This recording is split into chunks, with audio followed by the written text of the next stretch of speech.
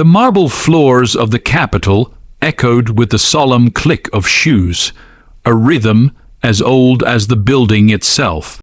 But that morning something disrupted the cadence, a tension so thick you could taste it in the air, like metal on the tongue before a storm. Outside, the sky roiled in gray thunder crawling low across Washington. Inside, all eyes were on room 226 of the Rayburn House office building. Representative Jasmine Crockett had just entered the chamber. She walked in like she belonged not just in the room, but in the pages of history itself. Her heels struck the floor with certainty, her chin lifted in defiance of every stare that silently questioned her place there.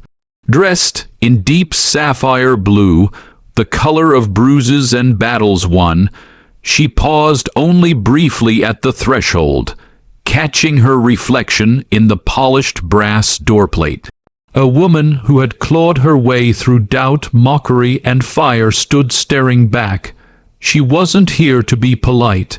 Not today. At 77, Justice Clarence Thomas sat still behind the elevated desk, his frame bulkier now than when he'd first worn the robe decades ago. Time had carved his face deeper, but his eyes, those deep, set, watchful eyes, were sharp as ever, honed by years of scrutiny and silence. He leaned slightly forward, elbows on the desk, fingers interlaced. The room was thick with anticipation, cameras blinking like artificial eyes in the dark. Everyone could sense what was about to happen, but no one was ready. The hearing had been scheduled under the guise of constitutional review, an annual ritual where members of Congress debated judicial overreach and accountability. But it had turned personal long before the gavel fell. Whispers had swirled for weeks. Thomas had grown agitated over what he described as a loss of respect for the sanctity of tradition, particularly aimed at younger, more progressive black lawmakers. In private, he'd checked her more than once. And now, with all the weight of his station and decades on the bench, he looked straight at her. "Young lady," he began, voice gravelly and composed, "you wear your defiance like armor, but don't mistake showmanship for statesmanship. Your conduct, your tone, it disrespects the very traditions that gave you path." The air in the room tightened. There was no sound, only the barely audible inhale of the reporters poised at their laptops, and the hum of fluorescent lights overhead. Jasmine didn't move at first. Then she stood slowly, eyes never leaving his. "I am the tradition," she said. "I am what happens when the door stays open long enough for someone to walk through it. Not with their head bowed, but with their voice raised." The words didn't just echo, they rang. Her voice, rich, layered with years of courtroom debates and community town halls, cut through the room. She wasn't shouting. She didn't need to. She carried her power like gravity. Thomas flinched barely. But the flash in his eyes said everything. This was no longer a debate about legal philosophy. This was about who gets to define the legacy of black leadership in America. Jasmine Crockett had grown up in a part of Texas where stories ended early for girls who looked like her. Her mother, a nurse, often worked nights. Her father, once a preacher, had left when she was 10. She remembered reading Angela Davis and Fannie Lou Hamer under the flickering yellow light of a borrowed lamp in middle school, promising herself she'd rewrite the rules not for permission, but for permanence. She became a lawyer because she believed words were weapons. She ran for office because she was tired of being told to wait her turn.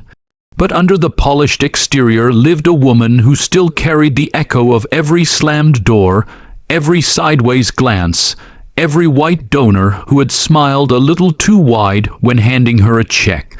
Her fear wasn't failure. It was irrelevance, the kind that swallowed women like her whole, erased from memory like chalk in rain. Thomas, on the other hand, had long ago buried his fear under a mountain of silence. His childhood in Pinpoint, Georgia, had taught him two truths: the world would never love him, and survival required sacrifice. He'd traded fire for stone, and in that stone built a fortress. But somewhere along the way, the boy who'd wanted justice had made peace with being its gatekeeper instead of its liberator. And now, before him stood a woman who reminded him of what he'd once been before power had made him cautious. The room watched breathless. The confrontation spread like wildfire. Within hours, hashtags flared across social media. Clips of the exchange dominated every news channel, and in the quiet corners of America, in barbershops in Atlanta, classrooms in Detroit, community centers in Oakland, people were choosing sides. Not between left and right, but between legacy and progress. Two subplots began to stir beneath the storm. First, an underground coalition of young black attorneys began organizing a New Guard conference. They invited Jasmine to keynote. The event, intended to be small, swelled beyond capacity within days. They saw her not as disrespectful, but as a new mold, someone unafraid to break what no longer served. Second, Thomas's longtime clerk, Jordan Niles, a brilliant, closeted legal mind who had followed the justice's every word for a decade, began to question everything. He'd once idolized Thomas for surviving the same system he feared, but watching Jasmine unbent, unapologetic, made Jordan wonder if survival wasn't enough anymore. Maybe it was time to live. Meanwhile, Jasmine wrestled privately. The public support emboldened her, but in the dead of night, the doubts crept in. Had she crossed a line? Had she allowed anger to eclipse clarity? She thought of her late grandmother, who once said, "Even when you light a fire, remember not to burn down your own house." In her apartment, lit only by the flickering skyline, she sat with her journal, words tumbling out like confessions. "I don't want to be another loud black woman who gets remembered for being angry. But maybe, just maybe, anger is the only honest language left." Days later, a second hearing was called, this time private. Thomas requested her presence. The room was bare, just the two of them, seated across from each other. "No cameras, no aides," he began softly. "You think I've forgotten what it cost to get here. I think you've forgotten who paid the price," she replied. He sighed. "Tradition isn't just rules, it's memory. It's how we preserve the dignity of the struggle. And sometimes," she said, "it's how we silence the ones still fighting." Silence stretched between them, but something shifted. Not agreement, not reconciliation, but recognition, the kind that only comes when two paths cross that were never meant to meet. Before she left, Thomas said quietly, "You remind me of Thurgood."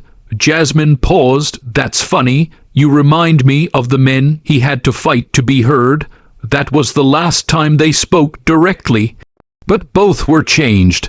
The climax came not in words but in action.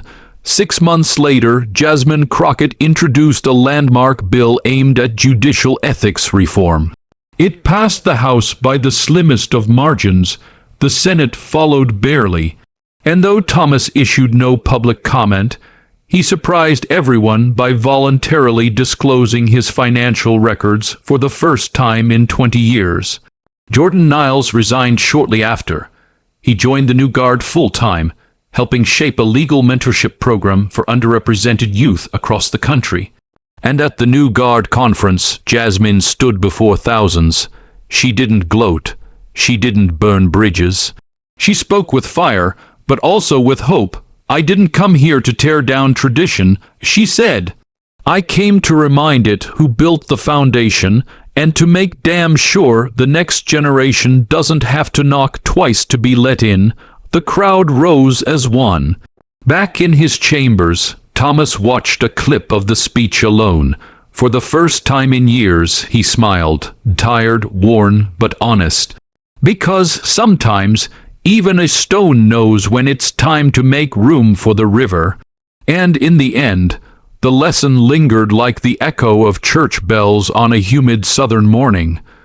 Tradition is not sacred because it is old. It is sacred only if it makes way for the truth.